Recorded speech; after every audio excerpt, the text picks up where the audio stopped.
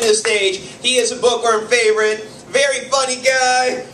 Really doesn't need any introduction. He's just super funny. You guys love him, so we brought him back. Please welcome to the stage Mr. Andre Copeland.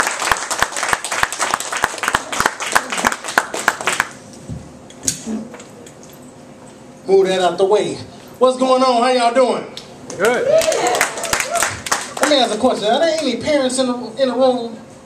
Oh yeah. Besides Marco? All right, that's one. So you can always tell who been parents a long time. They be clapping like this, like, get on with the motherfucking joke, please. We ain't come here to talk about my damn kids. But yeah, so I'm a dad now, and kids can embarrass the hell out of you. They really can. I'm gonna give you an example. My daughter, her 3-year-old daughter. We in the store together. She looks at me with pretty brown eyes and points, and at the top of her lungs started screaming, "Baby daddy, baby daddy, baby daddy." Now I'm embarrassed as hell. I'm looking around all over the place, nervous, embarrassed. And I wasn't so mad that she screamed out baby daddy. I was mad that she was telling my damn business. I'm like, look, shut the hell up, little girl. They don't even know my marital status. Shut up. But now I'm a father, right? So I got responsibilities. I got things I gotta do, things I gotta take care of. I got this little person that I'm responsible for. And one of the things I do is I'm in charge of bedtime. Now, when she was a baby, this was easy. This is what I did. I laid her down. I looked down at her. She looked back up at me. I looked back down at her. She fucking fell asleep. That was as hard as it got. That's all I had to do. But now, she's 3 and she all over the place. She over here, she over there. She want to play with everything. And it's driving me crazy. Because she never want to play with the stuff that she's supposed to. The stuff that sparkles. And got pretty colors. And make all these dang on wonderful sounds. And cost me $19.95. She don't want to play with that. Instead, she want to play with the knives. And the forks. And the electrical sockets. So needless to say, it's harder to put her to sleep. Right? So I did what any responsible parent would do. I held her damn head down till she fucking fell asleep. And don't judge me, okay? Don't judge me. I'm not saying that I would recommend it in a parenting guide. I'm just saying sometimes you gotta do what you gotta do. Another thing that I have to do now is I have to watch children's shows again. Right? Now, it takes me back to when I used to watch children's shows. And my favorite children's show was Sesame Street. And Sesame Street was the joint. And who was the man? It was Big Bird. That was my guy. Watching Sesame Street, I was cool. So I'm watching it with my daughter because it's still on. So I'm watching it with my daughter. One scene go past, no Big Bird. I'm like, another scene go past, no Big Bird. And I'm getting pissed. Like, what the hell is Big Bird? And instead, they got this little red-ass monster running around every day nowhere. And I'm trying to figure out how did that happen. And I think what happened is that Elmo and Big Bird was chilling in the room one day. And Elmo looked up at Big Bird and was like, "Hey, Big Bird, Elmo thinks Big Bird's an asshole. This is my show now. Sunny days, everyone come and play." I don't know if you know all the words, but needless to say, I think that's what happened. Now, speaking of Elmo, what the hell is going on with Kevin Clash, the voice of Elmo? What's going on with him? Y'all hear about this? Every other week, he got another man, grown man, coming out saying that they had sex when he was a minor, when the man was a minor. Like, what the hell's going on? His name Kevin Clash. His name should have been Kevin Ass, because he loved booty. He loved him a little booty, don't he? And I knew something was wrong too, because I was like, ain't no way a grown black man should be able to do that voice. A grown black man should not. Wait a minute. I'm going to my next joke. Anyway, on to my next joke. So back to being there. I'm noticing now that my moral fabric has changed. You know, like the things that I find wrong and right and wrong are different now. You know, and the thing that I'm noticing is that work at the drugstore. So the other day I'm looking at a magazine. And I saw something that shocked me. Let me tell you what I saw. What I saw was a nipple. It wasn't a shadow of a nipple. It wasn't a silhouette of a nipple. It was a full-on nipple. Right? So as a father, I was shocked. I was pissed. This is a bullshit. Like, I need to go talk to somebody. I'm lying like a mother. I'm lying. I ain't changed that much. A random titty in the middle of the day? Like you see a random titty, that means that the day is going, for the rest of the day is going to be good. There's no place to go but up from that point. There's no place to go. Like I ain't changed that much. Unless it was my own daughter's titty in the magazine, I ain't changed that much. For real. So, like I said, I work at the drugstore. So the thing about that is that I deal, you know, with prescriptions and insurance and all that type of stuff. And, you know, we live in a country, we got insurance. And some countries don't, whatever. It ain't the best insurance, but a lot of times people have it. Now, the thing about insurance is that it don't always work. And some people's prescriptions, when insurance don't work, costs like $2,000. Now, I don't know about y'all. I got to pay $2,000. Hell, I just died. No, I'm serious. Like, I would die. Like, it ain't that serious. I'm like, I'm living, but now I can't eat. I can't pay my rent. So that ain't that. And then the thing, too, is that people's personalities change when they got to pay that full, you know, that full price. Their whole personality change. For instance, I had a customer named Miss Johnson. And this is the nicest lady you will ever see. And super nice. So the type of lady, she'll bring you like cookies for Christmas. She'll bring you candy for Easter. You know, super nice. So I see in line, I go get her prescription. Now at the corner of my eye, I see this mother say $2,000. So I'm like, oh, I gotta tell this nice old lady her prescription costs $2,000. So I'm like, hey, how you doing, Miss Johnson? She's like, how you doing, baby? I was like, I see you got a magazine and some gum. So with your prescription, your bill comes out to $2,012. She changed on me. She must have gripped and said, look here, you little shit. You're going to go back there and you're going to fix this or I'll smack the black off you. Your mama's a bitch. I'm like, how come when people get mad, the first ones they go at your mama? I'm like, my mama did not do nothing to you, Miss Johnson. My mama did not do nothing to you. It's not called for. They change. And then, also too, about when people are in the drugstore, they feel like they can ask anybody with a lab coat on or some scrubs anything. And it be the most weird, random stuff sometimes, right? Like, I had a girl come up to the pharmacist and she was like, hello, I need the morning after pill. So he sold it to her. Now I'm sitting there like, okay, you gotta do what you gotta do, right? So then later, I'm in the front now, feeling some, like doing, I forgot what I was doing. But anyway, she came running up to me and she's like, hey, I need to know aisle the condom's in. So I was like, aisle 3. But you got this backwards. You should have been asking that shit yesterday. Like, you got this in reverse. Like, first, you get the condoms, and if they don't work, then you get the morning after pill. You got this in reverse. Do that again. Try again. They do. They ask literally anything. So, what else I want to talk about? Bathrooms, another thing I got to deal with at work. I got to clean bathrooms occasionally, right? So, I ain't ashamed to say it, but the thing that shocks me about it is that most of the time the women's bathroom is so much nastier than the men's. It throws me off. Like, I never understood that. Like, I'm wondering what happened. Like, I think what happened is that women be like, because, you know, y'all do that hover stuff. Y'all don't sit on the, so y'all hover around and shit. And wherever it goes, that's where it is. And you like, this ain't my house. I'm not cleaning the shit. Like, I'm not cleaning this. So wherever it lands, that's what happens. And we ain't even gonna talk about them damn nasty tea bags y'all be using.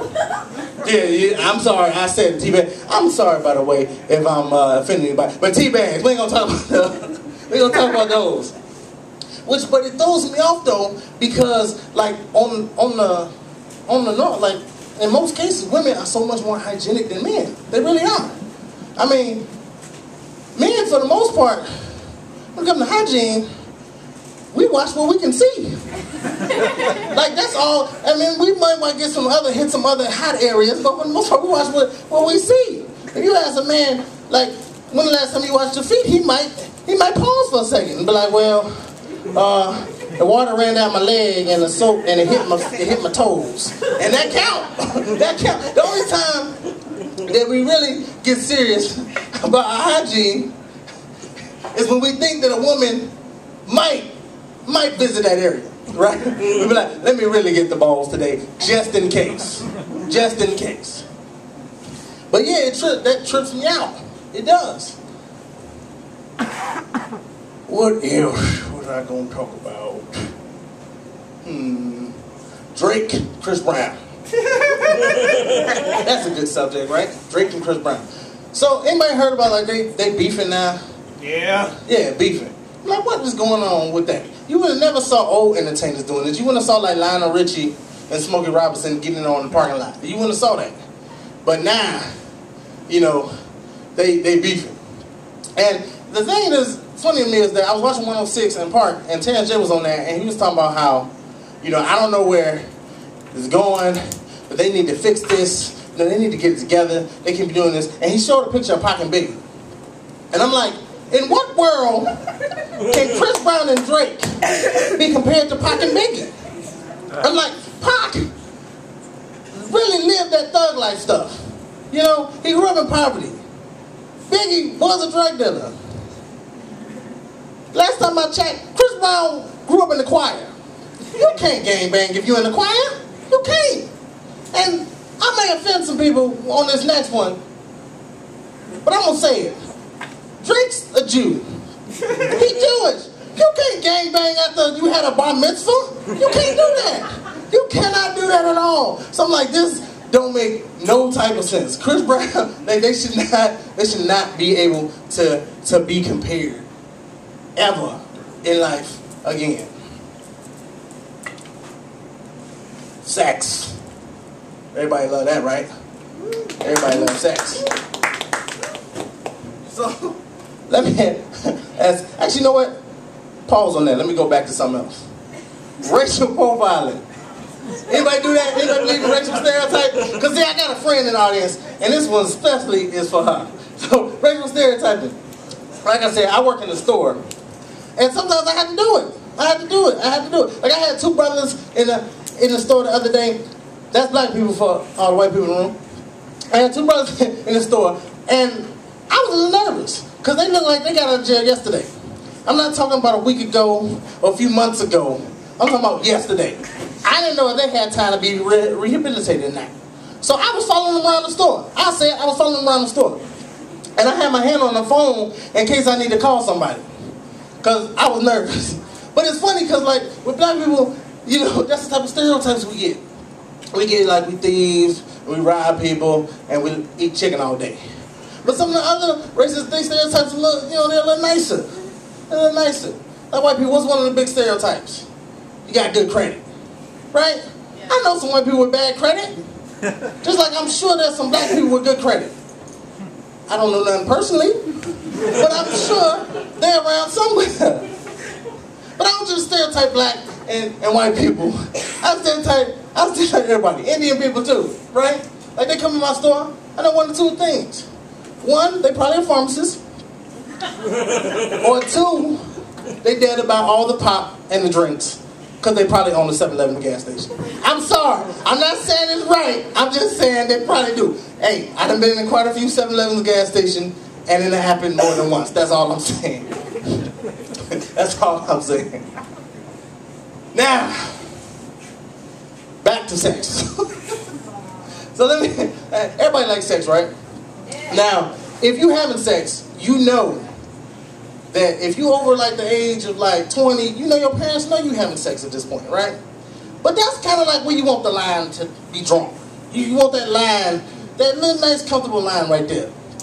And the thing is that you don't want your parents to know how you really get down. You know, you don't want your parents to know what type of freak they really raised. You don't want your parents to know that you into that extra stuff, right? You know what I'm talking about, that extra stuff? They want them to know that. That's why if you're over 20 years old, you need to get the hell out your parents' crib. Because what's going to happen is, they're going to come home one day and see you doing that extra stuff. How's that going to be? Your mom come home. She walk in like, oh, Lord. And then she pull you to the side and is like, you know, in my day, the man was on top and the woman was on bottom. Right? That'd be embarrassing to him. And what can be more embarrassing than that? What would be more embarrassing than that? She walk in like, she's like, oh Lord. And she run to the side, she points to the side, she said, if you ask me, that girl wasn't doing it right. In my day, and you're like, Mama, no. Mama, no. I don't want to hear that. I don't want to hear that. So while we on the subject on sex, it's kind of about sex. They have date rape test strips out now, right? Now, that kind of trips me out, because I'm just sitting there, how would that go? You know, date rape test strip. So imagine, fellas, imagine for them to take a walk with me. Imagine, you know, you see a nice young lady at the bar, and you like, man, she, you know, looking kind of nice. Let me go over here and talk to her. Let me rap to her. And you walk over, you know, hey, how you doing? And, you know, I just want to know if I can buy you a drink, you know.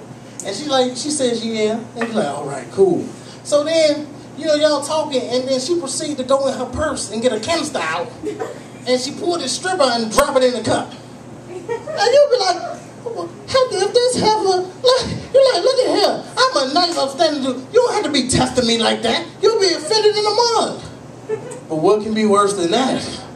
What if she go in her purse, she gets the canister out, drop it in the cup, and then come back positive? That's gonna be awkward for everybody, ain't it? It's gonna be super awkward, right? Like, what do she do? Ladies, I'm gonna ask y'all a question. If you drop a test strip in the cup and it comes back positive, do you tell the other woman in the bar? Or do you run out like, it ain't me? You know what I'm saying? Like, ain't that your obligation to tell the rest of the people? Ask yourself that. Next time, just think about it. Like, what would you do? Find out what type of person you are. So I got squirrels in my attic. That's not a joke. That's the truth. Somebody please help me come get these motherfuckers out. Please help me come get them out. They drive me crazy. So needless to say, I called the professional squirrel catcher. I don't know if that was his title, but that's what I'm going to call him. So I called him, and he came in, and now he looked like he caught squirrels for a living, okay? Now, he had ski boots on and cargo shorts. It was winter. He had long, greasy hair. See, y'all didn't know I knew about that greasy hair stuff. Y'all watch it out. We want to keep it in. Y'all didn't know I knew about that. But, and one, too. That's what he had. That's what he looked like. That's what he looked like. So, I'm like, okay. So he came here, and he was like, I caught one squirrel. So I was kind of happy, okay. He said, now, it was a female squirrel, and she recently had the babies. I can tell by the size of her nipples.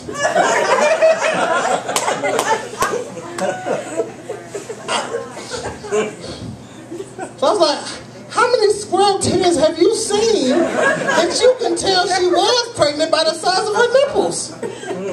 I was like, but you, I guess you're the professional, you would know how many.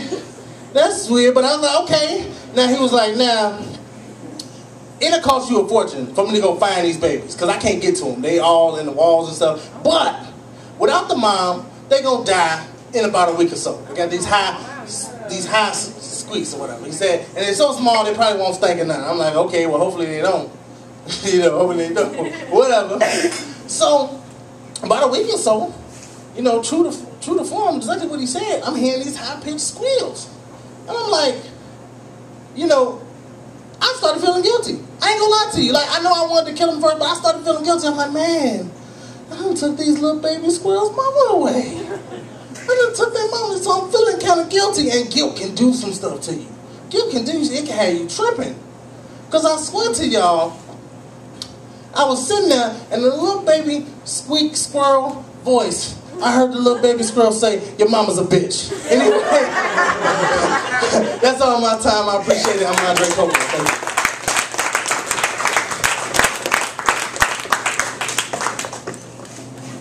Keep it going for Andre, everyone. Now, Andre, I got a question about something you said. When you were talking about Elmo's voice, you said no grown black man should sound like that. You ever try to tell that to Mike Tyson? Was he really that? You were talking about the orphan squirrel babies. I think that's not a joke, but my friend Dawn has a pup that she's trying to find a good home for. So you want like this really adorable puppy. It's like it's like he's got like these short little legs, got like a big old barrel chest, and kind of looks like me, but only not so obnoxious because he doesn't like pee on the carpet as much. Yeah, no, he doesn't at all. Doesn't at all. No, that's good. See, doesn't. No. It's a shame. And if you want to adopt me, I mean, my wife's out of town, so she went out to go see Marilyn Manson. Which makes me feel kind of weird. The night that I got a show, instead of supporting me, she's out supporting Marilyn Manson. Like, I'm not a big enough freak for her. She has to go find, you know, this, like, dude who looks like Casper grew up and is, like, recovering from the trauma of being a child celebrity. I don't know. Wow, I got you. I should stop joking about 90s alternative rock. You guys aren't feeling it. Yeah. One more, though, one more. Let me say this before I bring up our headliner. He's a very talented man. I do have to say this. I'm not sure how many of you have heard about this whole thing where Justin Bieber was in a picture he was supposedly smoking pot. So now some of his fans have started this movement called Cutting for Bieber. And where they're cutting themselves to get Justin Bieber's attention to stop smoking pot. And all the Bieber haters are trying to encourage the Bieber fans to keep on cutting. And I just want to tell you, don't get your hopes up. Because it's been about 20 years since Kurt Cobain did his little thing, and his fans still haven't followed suit. Alright, so. Y'all ready for your headliner?